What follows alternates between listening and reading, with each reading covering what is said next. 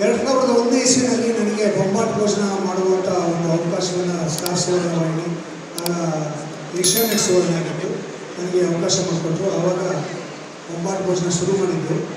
ನಾನು ಅವರಿಗೆ ನಾನು 50 ಎಪಿಸೋಡ್ ಮಾಡ್ತೀನಿ ಅಷ್ಟೇ, ಅದ್ರ ಮೇಲೆ ಮಾಡಲ್ಲ ಅಂತ ಹೇಳಿದ್ದೆ. ಯಾಕೆ ಅಂದರೆ 1990ನೇ ಇಸ್ವಿನಲ್ಲಿ 91ನೇ ಇಸ್ವಿನಲ್ಲಿ ದೂರದರ್ಶನಕ್ಕೆ ಒಂದು ರಸಪಾಕ ಅಂತ ಒಂದು ಅಡುಗೆ ಕಾರ್ಯಕ್ರಮ ಮಾಡಿತ್ತು. ಆ ಕಾರ್ಯಕ್ರಮ ಎಷ್ಟು ಜನಪ್ರಿಯವಾಗಿತ್ತು ಅಂದರೆ ಜನ ನನ್ನ ಆ್ಯಕ್ಟರ್ನನ್ನು ಮರ್ತೋಗ್ತಿದ್ರು, ಅಡುಗೆಯನ್ನು ಹೋಗ್ತಿದ್ರು. ಐಡೆಂಟಿಟಿ ಕ್ರೈಸಿಸ್ ಅಂತ ಅದನ್ನು ನಿಲ್ಲಿಸ್ಬಿಟ್ಟಿದ್ದೆ. ಅದಾದಮೇಲೆ 2001ರಲ್ಲಿ ನೀವು ಪ್ರೋಗ್ರಾಮ್ ಮಾಡಬೇಕು ಅಂತ ಕೇಳಿದಾಗ ನಾನು ಮಾಡಲ್ಲ, ನನ್ನ ಪ್ರಾಬ್ಲಮ್ ಆಗಿಬಿಡುತ್ತೆ, ಜನ ನನ್ನ ಆ್ಯಕ್ಟರ್ನನ್ನು ಮರ್ತೋಗ್ಬಿಡ್ತಾರೆ, ಅಡುಗೆಯನ್ನು ಹೋಗ್ಬಿಡ್ತಾರೆ, ನನ್ನ ಐಡೆಂಟಿಟಿ ಆ್ಯಕ್ಟರು, ಸೊ ನಾನು 50 ಎಪಿಸೋಡ್ ಮಾಡ್ತೀನಿ, ಅದ್ರ ಮೇಲೆ ಮಾಡಲ್ಲ ಅಂತೇಳಿ. ಆಗ ವಿನೋದ್ ಚಮತ್ ಅಂತ ಅವರು ನನಗೆ ನೀವು ಶುರು ಮಾಡಿ ಆಮೇಲೆ ನೋಡೋಣ ಅಂತ 50 ಎಪಿಸೋಡ್ ಇಲ್ಲಿಂದ ಕಟ್ಕೊಂಡಿದ್ದೆ. ಇಲ್ಲಿವರೆಗೂ ನಾನು 2000 ಸಂಚಿಕೆಗಳನ್ನು ಮಾಡಿದ್ದೀನಿ ಬೊಂಬಾಟ್ ಭೋಜನ. 2001ರಿಂದ 6 ಸೇರಿಸಿ, ಈಗ ನಾನು ಮಾಡೋದು ಸೇರಿಸಿ 2 ಸೇರಿಸಿ 2000 ಸಂಚಿಕೆ ಆಗಿದೆ. 2000 ಸಂಚಿಕೆಯಲ್ಲಿ ಒಂದೇ ಒಂದು ಅಡುಗೆ ಕೂಡ ರಿಪೀಟ್ ಮಾಡಿಲ್ಲ ನಾನು ಮಾಡಿರೋದು. ಅದಕ್ಕೆ ನಾನು ಸಂಪೂರ್ಣವಾಗಿ ನನ್ನ ಕೃತಜ್ಞತೆಗಳನ್ನು ಸುವರ್ಣ ವಾಹಿನಿಗೆ ಹೇಳಕ್ಕೆ ಇಷ್ಟಪಡ್ತೀನಿ. ಅಷ್ಟು ಚೆನ್ನಾಗಿ ನನಗೆ ಸಪೋರ್ಟ್ ಮಾಡಿದ್ದಾರೆ. ನನಗೆ ಒಂದು ದಿವಸ ಇದ್ದಕ್ಕಿದ್ದಂಗೆ ಬೆಳಿಗ್ಗೆ 8 ಗಂಟೆಗೆಲ್ಲ ವರ್ಷ ಫೋನ್ ಬಂತು.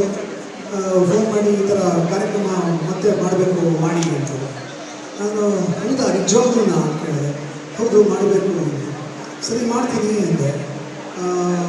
ಈಗ ಒಂದು 15 ದಿವಸದಲ್ಲಿ ಏರಲ್ಲಿ ಬರೋಕ್ಕಾಗತ್ತಾ ಅಂತ ಕೇಳಿದ್ರು. ನನಗೆ ಕೊಟ್ಟಿದ್ದ ಟೈಮ್ ಅಷ್ಟೇ. ಹೌದಾ ಅಷ್ಟು ಬೇಗ ಬರಬೇಕಾ, ಆಯಿತು ಮಾಡೋಣ, ಏನು ಮಾಡ್ತೀರಾ ಅಂತ ನನಗೆ ಒಂಚೂರು ಡೀಟೇಲ್ಸ್ ಕೊಡ್ತೀನಿ. ನನಗೆ ಈ ಮಾತು ಫೋನ್ ಬಂದಿದ್ದು 8 ಗಂಟೆಗೆ. 10 ಗಂಟೆಗೆ ನಾನು ಮೇಲ್ ಮಾಡಿದೆ, ಏನು ಮಾಡ್ತೀನಿ ಈ ಬೊಂಬಾಟ್ ಭೋಜನ ಈ ಸೀಸನ್ನಲ್ಲಿ ಅಂತ ಮೇಲ್ ಮಾಡಿದಾಗ 10:10ವರೆಗೆ ನನಗೆ ಅಪ್ರೂವಲ್ ಬಂದ್ಬಿಡ್ತು. ಅದಾದಮೇಲೆ ಅದು ಹೆಂಗೆ ಮಾಡಿದೆ ನಿಜವಾಗ್ಲೂ ಗೊತ್ತಿಲ್ಲ. 15 ದಿವಸದಲ್ಲಿ ಇವಾಗ ಸೆಟ್ ರೆಡಿ ಮಾಡಿ ಅಡುಗೆಗಳನ್ನ ಪ್ಲ್ಯಾನ್ ಮಾಡಿಕೊಂಡು ಅದಕ್ಕೆ ಬೇಕಾಗಿರೋ ಸಾಮಾನುಗಳನ್ನ ಕೊಂಡ್ಕೊಂಡು ಒಂಥರ ಹಬ್ಬದ ವಾತಾವರಣ, ಸಂಭ್ರಮ ನಮ್ಮ ಇಡೀ ಯೂನಿಟಲ್ಲಿ ಅದನ್ನು ಮಾಡಿ ಶುರು ಮಾಡಿದ್ದು. ನಿರಂತರವಾಗಿ ಒಂದು ದಿನ ತಪ್ಪಿಸದೆ ಇದು ಟೆಲಿಕಾಸ್ಟ್ ಆಗಿದೆ. ಒಂದು ದಿನಕ್ಕೂ ರಿಪೀಟ್ ಆಗಿದೆ ಎಪಿಸೋಡ್ಗಳು, ಎಲ್ಲವೂ ಫ್ರೆಶ್ ಎಪಿಸೋಡ್ಸು. ಕೋವಿಡ್ ಬಂದಾಗ ನಮ್ಮ ಇಡೀ ತಂಡ ನಮ್ಮ ಸೆಟ್ಟಲ್ಲೇ ಸೆಟ್ಲ್ ಆಗ್ಬಿಟ್ಟಿದ್ವಿ, ಹೊರಗೆ ಬರಲಿಲ್ಲ. ಅಲ್ಲೇ ಮನೆ ಮಾಡ್ಕೊಂಡಂಗೆ ಎಲ್ಲ ಅಲ್ಲೇ ಶೂಟಿಂಗ್ ಮಾಡು, ಅಲ್ಲೇ ಅಡುಗೆ ಮಾಡು, ಅಲ್ಲೇ ಊಟ ಮಾಡು, ಅಲ್ಲೇ ಸ್ನಾನ ಮಾಡು, ಅಲ್ಲೇ ಬಟ್ಟೆ ಬದಲಾಯಿಸ್ಕೊ, ಅಲ್ಲೇ ಅಡುಗೆ ಮಾಡು, ಅಲ್ಲೇ ಶೂಟಿಂಗ್ ಮಾಡು, ಹಂಗೆ ಮಾಡ್ತಾಯಿದ್ವಿ. ಸುಮಾರು ಒಂದು ತಿಂಗಳು ಅಲ್ಲೇ ಇದ್ವಿ ನಾವು. ಮತ್ತು ನಮ್ಮ ಎಡಿಟರ್ಸ್ಗೆ ಕೂಡ ಆವಾಗ ಕೋವಿಡ್ ಬಂದು ಅವರೂ ಕೂಡ ಎಡಿಟಿಂಗ್ ರೂಮಿಂದ ಹೊರಗೆ ಹೋಗಲಿಲ್ಲ. 14 ದಿವಸ ಎಡಿಟಿಂಗ್ ರೂಮಲ್ಲೇ ಇದ್ದುಕೊಂಡು ಅಲ್ಲೇ ಏನೋ ಕ್ವಾರಂಟೈನ್ ಮಾಡಿಕೊಂಡು ಎಡಿಟಿಂಗ್ ಮಾಡಿಕೊಂಡು, ಒಟ್ಟಾರೆ ಹೇಳಬೇಕು ಅಂದರೆ ಒಂದು ದಿನಾನು ಟೆಲಿಕಾಸ್ಟ್ ತಪ್ಪಿಸದೇ ಇರೋ ಹಾಗೆ ಮಾಡಿದ್ವಿ ನಾವು. ಅದು ನಿಜವಾಗಿ ನೆನೆಸ್ಕೋಬೇಕು ನಾವು. ಅಂಥ ಒಂದು ದೊಡ್ಡ ಸಂಕಷ್ಟ ಆವಾಗ ಎಲ್ಲರೂ ಎಪಿಸೋಡ್ಗಳು ನಿಂತೋಗ್ಬಿಟ್ಟು ಎಲ್ಲ ಚಾನಲ್ಗಳು ಎಲ್ಲ ಪ್ರೋಗ್ರಾಮ್ದು ರಿಪೀಟ್ ಕೆಲವು ಹಾಕಿದ್ರು, ಕೆಲವು ಕಡೆ ನಿಲ್ಲಿಸೇ ಕೊಟ್ಟರು. ಇದೆಲ್ಲದರ ಮಧ್ಯೆ ಬೊಂಬಾಟ್ ಭೋಜನ ಒಂದು ದಿವಸ ರಿಪೀಟ್ ಆಗ್ತದೆ ನಡೀತು. ಅದಕ್ಕೆ ಇಡೀ ತಂಡಕ್ಕೆ ನಾನು ಥ್ಯಾಂಕ್ಸ್ ಹೇಳೋಕ್ಕೆ ಇಷ್ಟಪಡ್ತೀನಿ.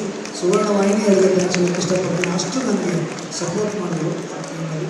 ಹೀಗೆ ನಾವು 1000 ಎಪಿಸೋಡ ನಾನು ಫಸ್ಟ್ ಟೈಮು ಹಿಂಗೆ ಮಾಡ್ತೀರಾ, ಏನು ಮಾಡ್ತೀರಾ ಅಂತ ಕೇಳಿದ್ರು. ನಾನು ಒಂದು 1200 ಎಪಿಸೋಡ್ ಪ್ಲ್ಯಾನ್ ಹಾಕಿದ್ದೀನಿ ಅಂತ ಹೇಳಿದೆ.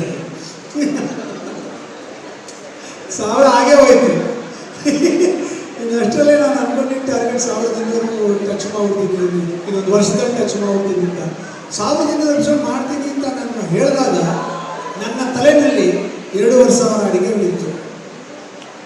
ಅದೆಲ್ಲ ಒಂದೊಂದಾದ್ಮೇಲೆ ಮಾಡ್ತಾನೇ ಇದ್ದೀನಿ. ಅದು ಇವತ್ತು ಇಲ್ಲಿವರೆಗೂ ತಂದುಬಿಟ್ಟಿದೆ. ತುಂಬ ಖುಷಿ ಆಗ್ತಾಯಿದೆ. ಒಂದು 1000 ಸಂಚಿಕೆ ಇತ್ತೀಚೆಗಷ್ಟೇ ಟೆಲಿಕಾಸ್ಟ್ ಆಯಿತು. ಮಹಾರಾಷ್ಟ್ರೀಯ ಅವರು ಬಂದಿದ್ದರು ವಿಶೇಷ ಅತಿಥಿಯಾಗಿ. ಅವರು ಬಂದು ಕೇಕ್ ಕಟ್ ಮಾಡಿ ನಾನು ಮಾಡಿಕೊಟ್ಟಂಥ ಕ್ರ್ಯಾನ್ಬೆರಿ ಕೇಸರಿ ತಿಂದರು. ತುಂಬ ಖುಷಿ ಪಟ್ಟು ಎಲ್ಲರ ಸಪೋರ್ಟು, ಮಾಧ್ಯಮದ ಸಪೋರ್ಟು, ನಮ್ಮ ಅಭಿಮಾನಿಗಳ ಸಪೋರ್ಟು, ನನ್ನ ಜೊತೆಗೆ ನಿಂತ್ಕೊಂಡು ತುಂಬ ಗೈಡ್ ಮಾಡುವಂಥ ನನ್ನ ಹೆಂಡತಿಯ ಸಪೋರ್ಟು, ಆಮೇಲೆ ನನ್ನ ಸ್ವೀಟ್ ತಿಂದರೆ ಬೈಯುವಂಥ ನಮ್ಮ ಅಮ್ಮನ ಸಪೋರ್ಟು, ಗೌರಿ ಅಮ್ಮ ಅವರು ನೀನೇನು ಬೇಕಾದ್ರೂ ತಿನ್ನಪ್ಪ, ನಾನು ನಿನ್ನ ಔಷಧಿ ಕೊಡ್ತೀನಿ, ನೀನು ಮರಿ ಮಾಡೋಣ ಅಂತ ನನಗೆ ನನ್ನ ಆರೋಗ್ಯವನ್ನು ಕರೆಕ್ಟಾಗಿ ನೋಡ್ಕೊಳ್ತಾರೆ ಗೌರಿ ಅಮ್ಮ ನನಗೆ ಸಪೋರ್ಟು. ಆಮೇಲೆ ಎಷ್ಟೇ ಕಷ್ಟ ಆದ್ರೂ ಮಗಳು ಬಂದು ಕೆನ್ನೆಗೆ ಒಂದು ಮುತ್ತು ಕೊಟ್ಬಿಟ್ರೆ ಕಷ್ಟ ಎಲ್ಲ ಕರಗೋಗುತ್ತೆ ಅಂತ ಮಗಳು ನನ್ನ ಜೊತೆಗೆ ಇಟ್ಕೊಂಡು ಪ್ರತಿಯೊಂದು ಎಪಿಸೋಡಲ್ಲೂ ಜೊತೆ ಕೆಲಸ ಮಾಡಿದ್ದಾಳೆ. ಅವರೆಲ್ಲರ ಸಪೋರ್ಟು. ಮತ್ತು ನನಗೆ ನನ್ನ ಟೀಮ್ ಬೊಂಬಾಟ್ ಭೋಜನ ಕ್ಯಾಮ್ರಾಮನ್ಗಳಾಗಿರ್ಬೋದು, ಕ್ಯಾಮ್ರಾ ಅಸಿಸ್ಟೆಂಟ್ಗಳಾಗಿರ್ಬೋದು, ಎಡಿಟರ್ಸ್ ಆಗಿರ್ಬೋದು, ಅಸಿಸ್ಟೆಂಟ್ ಕುಕ್ಗಳಾಗಿರ್ಬೋದು, ಅಥವಾ ಅಲ್ಲಿ ಪಾತ್ರೆ ತೊಳೆಯೋರಿಂದ ಹಿಡಿದು ಎಲ್ಲರೂ ಕೂಡ ಒಂದು ಫ್ಯಾಮಿಲಿ ಥರ ಕೆಲಸ ಮಾಡ್ತಾರೆ. ಅದು ನಿಜವಾಗ್ಲೂ ನನಗೆ ತುಂಬ ಖುಷಿಯಾಗುತ್ತೆ. ಅವರೆಲ್ಲರೂ ಸಪೋರ್ಟಿಂದಾಗಿ ಇದು ಸಾಧ್ಯ ಆಗಿದೆ, ಆ ಟೀಮ್ ವರ್ಕಿಂದ ಸಾಧ್ಯ ಆಗಿದ್ದು. ಇವಾಗ ನೆಕ್ಸ್ಟ್ 1000ಗೆ ಕಾಲಿಟ್ಟಿದ್ದೀವಿ, ನೋಡೋಣ ಹೇಗಾಗುತ್ತೆ ಅಂತ. ಸೀಸನ್ 4 ಶುರು ಮಾಡ್ತಾ ಇದ್ದೀವಿ. ಪ್ರತಿ ವರ್ಷಕ್ಕೊಂದು ಸೀಸನ್ ಅಂತ ಲೆಕ್ಕ ನಮ್ಮದು. ಸೊ ಈಗ 4ನೇ ವರ್ಷ ಕಾಲಿಡ್ತಾ ಇರೋದ್ರಿಂದ ಸೀಸನ್ 4 ಜನವರಿ 15 ಸಂಕ್ರಾಂತಿಯಿಂದ ಸೀಸನ್ 4 ಸ್ಟಾರ್ಟ್ ಆಗ್ತದೆ.